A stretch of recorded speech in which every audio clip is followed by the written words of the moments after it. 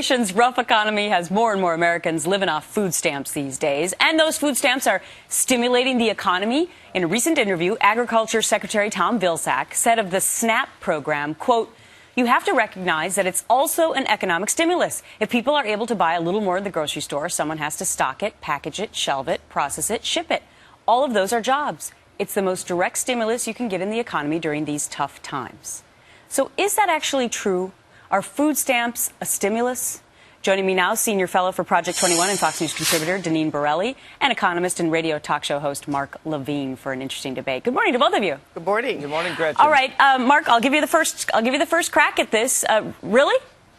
Yes, actually, food stamps are some of the best economic multipliers. All you have to do is look at a paper by Mark Zandi, the chief economist for Moody's. He talks about the fact that if you spend $1 in the grocery store, it actually turns out to be about $1.73 in economic stimulus, because groceries need to hire more people, packers and shippers need to hire more people, and then they go out and they spend money on their kids, for Christmas, and it multiplies, it grows. One of the worst economic stimuluses actually was the Bush tax cut. He estimated less than 30 cents of that went to the economy, because you give money to Warren Buffett and he keeps it. He doesn't spend it. Mark, except Deneen, there's only here. There are more people on food stamps than there are people in California.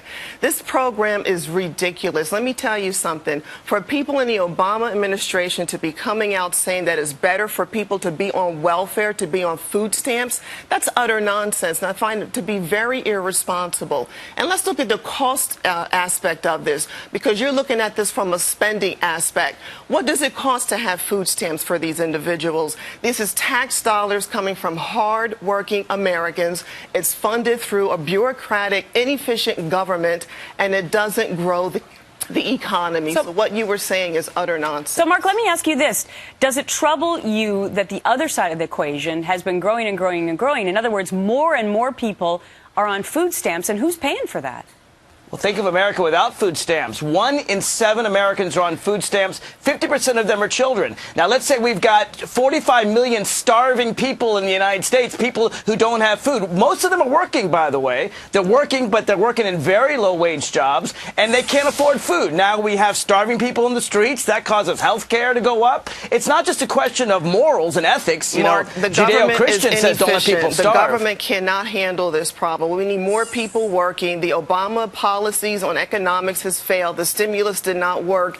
Unemployment is through the roof. Unemployment in the black community is over 16%. I don't get it. Among teens is over 40%. How do starving people help the economy? No, we don't want people to starve. That's ridiculous. But to say that it's better for more people to be on unemployment is a joke, and I find that very irresponsible. All right, people already don't have work. Let's let them eat. I gotta leave it there, but a very interesting debate. Deneen, Mark, have a great day. Thanks so much. Thanks.